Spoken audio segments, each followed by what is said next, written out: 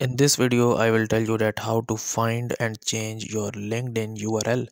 So first of all, make sure that you are in your LinkedIn application.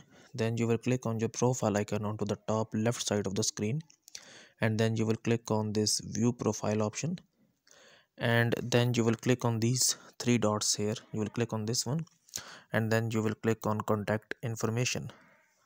So now here you can see your profile. So this is your profile link. Okay, so now if you want to change your link, so you have to actually you have to change your name. Okay, so how you can do this? You will tap back and you will click on these settings onto the top right.